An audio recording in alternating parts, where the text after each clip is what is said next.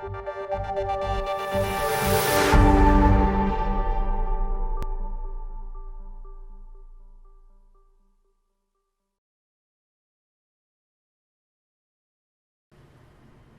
friends, welcome to this lecture on changing climate, rising pollen allergies, awareness and treatment strategies. As you all are aware, this is World Allergy Week from April 4th to 11th, 2016. And in this week, the focus has been on pollen allergies adapting to climatic changes and increasing allergies to pollen worldwide. As we are all aware, allergies in India have certainly been on the rise, where we used to see about 3 to 5% of the population sensitized to aeroallergens or food allergens in the past. We are now seeing anywhere from 10 to 20% of the population, both urban and in some areas semi-urban and rural, getting affected by these allergies. And amongst these allergies, the maximum rise in the prevalence has been seen in younger and younger children, and also adults have been affected more than in the past. And age has not been a barrier, suggesting that even older individuals get allergies that are new onset. Approximately 20 crore Indians are estimated to have allergies these days, and if we take all allergies including skin allergies, eczema, urticaria, the number goes even higher to up to 30% of the Indian population. With these facts in mind, it becomes very common to see that the quality of life of both children and adults is getting significantly affected by these allergies with each passing day. The question comes up, what is the reason for these rise in allergies? And it's actually a complex web, as could be best described, of gene-environment interaction. Of these, the primary factors that worldwide have been accepted through good research have been the incidence of a change in diet towards a westernized diet and lifestyle, reducing biodiversity, less exposure to a variety of bacteria and other environmental exposures that occur outdoors due to our sedentary, indoor, and sometimes inactive lifestyles. The family history and genetics, the diet, the exposure to allergens with higher and higher prevalence, which is very relevant to the pollen allergies, is also a very big factor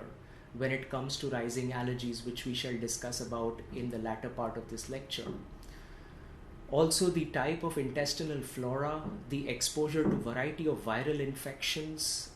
even common ones like the common cold virus, are all at the root of an imbalanced or dysregulated immune system, which then starts reacting to substances which are ubiquitous in the environment and should not really be causing any reactions in the body. And such a transition from a tolerant reaction to an intolerant reaction is what is leading to the rise of allergies worldwide. Behind all of this stress, physical, chemical, emotional, psychological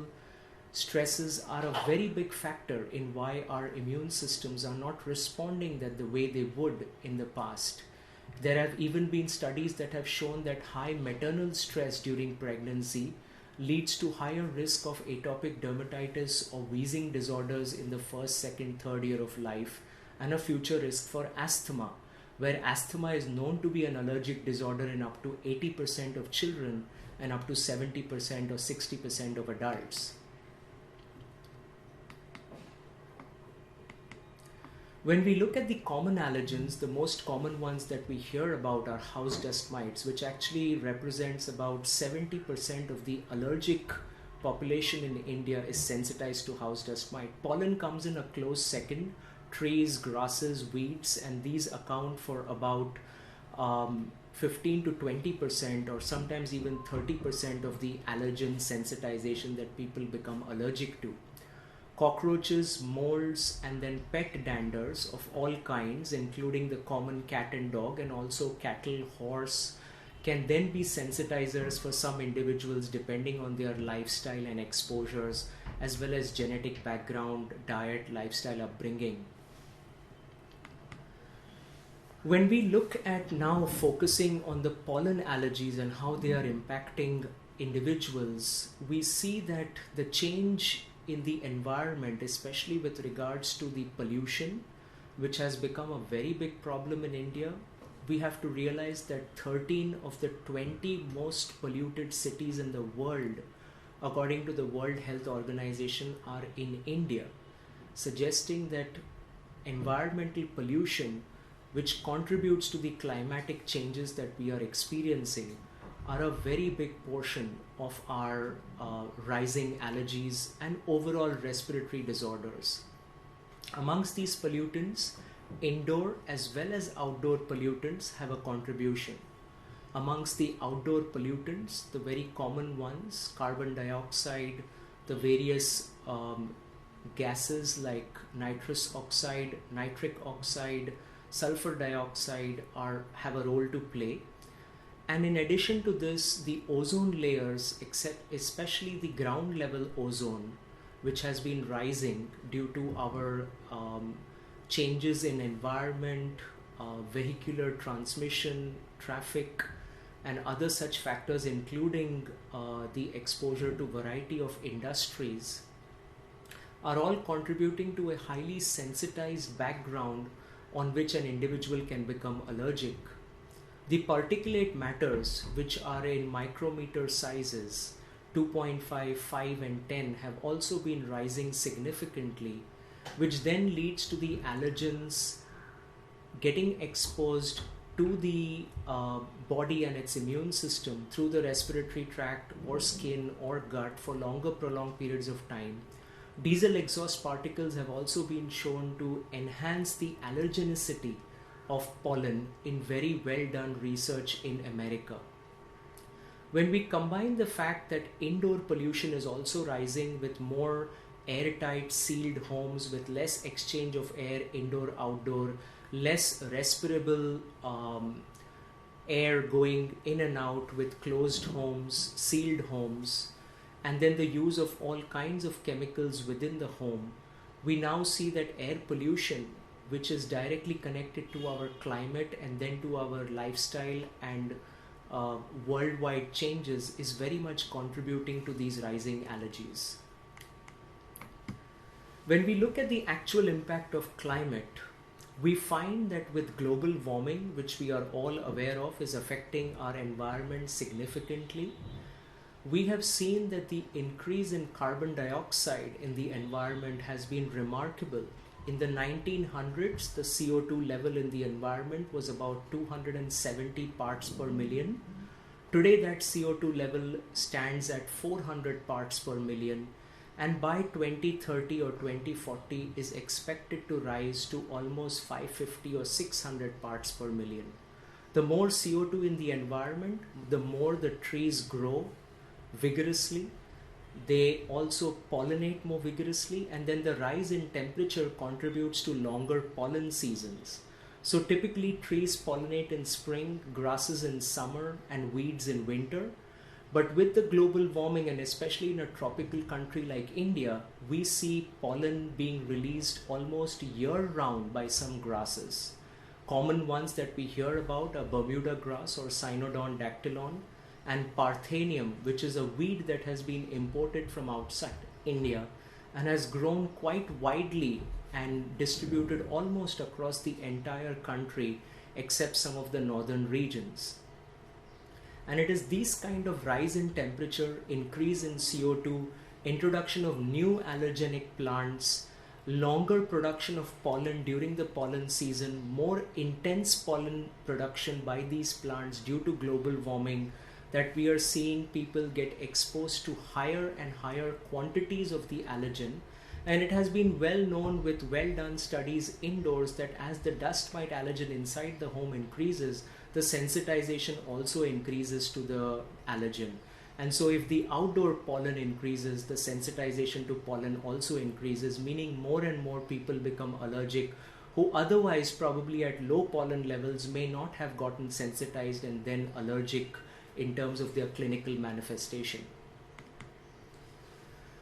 When we look at the forecast and what has been seen so far, urban areas have almost 6 to 7 times higher pollen exposure than rural areas, again due to all of the above mentioned factors, and also in the future with the rising ambient temperature, which we know is even starting to melt our Arctic and Antarctic ice covers to a great extent, with the changes in the ozone at the upper reaches of the atmosphere of the earth, and now with the ground level ozone and all the other what we call greenhouse gases, we can expect that pollen counts will continue to rise. Stinging insects will increase in numbers, which also cause allergies for individuals. The prevalence of molds will also go up, which brings us to another factor in the rising allergy burden that we are facing all across the globe and also in India. With the increase in temperatures, we get more precipitation, rains, hail, snow, depending on the region. That means more heat, more humidity, plus the sealed and closed homes, likelihood of indoor mold significantly increases, and also as vegetation dies and is cut down, outdoor mold increases. And this kind of rise in mold can give rise to both directly allergic symptoms as well as with regards to its irritant effect that it has on the respiratory tract. It can give rise to a wide variety of symptoms amongst individuals. So knowing that we are facing such a high pressure and burden of allergies, what are the things that we can do for these for our patients who are coming in with the classic symptoms? So if it's upper respiratory tract, we get sneezing, runny nose, nasal congestion, blockage, headaches, sometimes sinusitis, sometimes otitis media. We may have patients who have enlarged adenoids. They may have sleep disordered breathing because of their respiratory symptoms that are being triggered by the allergies. And what we end up experiencing is patients who are having sometimes intermittent, sometimes persistent symptoms. If we are talking about asthma, we are talking about sometimes only cough or cough with wheezing, sometimes with or without breathlessness, chest tightness, reduction in activity levels, and all of this ultimately leads to a compromised quality of life, where we are seeing patients who are not able to focus on their work, they're not able to exercise, play, or partake in life as they normally would. We see individuals who are getting sick more often, having to see doctors more often. And when these cases come to us, we need to realize that these people need specific evaluation, and that specific evaluation is done via allergy skin testing, done in the hands of a trained allergy specialist, or through blood testing, which is commonly done through something called RAST or now immunocap testing, by which we can specifically identify which indoor allergens or which outdoor allergens an individual or a patient who's visiting us is sensitized to. Because only when we know what they're actually specifically sensitized to can we then design and describe and give them a treatment plan that would be worthwhile for them. So the entire treatment plan for a patient who has had allergy testing done and knows what they're sensitized to is based on allergen avoidance, patient education, pharmacotherapy, where we use the right medications in the right doses for the right period of time, and ultimately on immunotherapy, which looks at desensitizing the patient and actually changing the natural history of their disease. Because as we know, allergies can be long lasting and sometimes a lifetime. Sometimes it begins in childhood and persists the entire adult years, and sometimes it begins in adult years and continues to persist till the person is quite old. And we even have cases coming in their 80s who are getting chronic sensitization and are not outgrowing their allergies as we would like to believe and have been told in the past. When we look at pharmacotherapy and classify the patient according to current guidelines as either mild intermittent or moderate to severe intermittent, or mild persistent or moderate to severe persistent, we have the typical non-sedating antihistamines, the nasal corticosteroids, the leukotriene receptor antagonists, and in some cases topical nasal spray decongestants or oral decongestant for very short periods of time as a primary armamentarium for treating these patients. Obviously, the avoidance of the allergens, irritants and pollutants that we know can trigger these patients is also critically important. And once we have done all of this, we would expect majority of our patients to have a reasonable control of their disease. With that reasonable control, stepping up therapy when the allergies increase, maybe before a pollen season, when a patient knows that every summer they have problems or every fall they have problems, or in the latter half of the year, in the winter months they have problems. Different allergens rise at those times and need to be appropriately controlled, as well as medications need to be given to them. And if that is done and the patient still is symptomatic, or the patient starts feeling that they have been taking medications for prolonged period of time and can't get off medications, or they have side effects due to the medications, then in those cases immunotherapy, which can be offered to every single patient who is allergen sensitized and clinically allergic to some or all of those sensitized allergens, can be a very powerful therapy. Immunotherapy worldwide has been practiced for over 100 years with well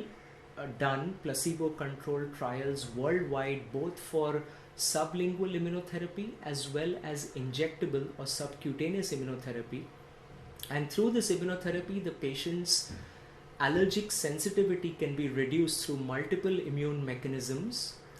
And by doing that, because the body is less reactive to what it is exposed to and becomes more tolerant to those substances, it is steroid sparing, it is medication sparing, it improves quality of life. It can change new allergen sensitization that can occur in an already allergic patient, which occurs with age and time, especially in children and young adults. So that atopic march can be halted through immunotherapy.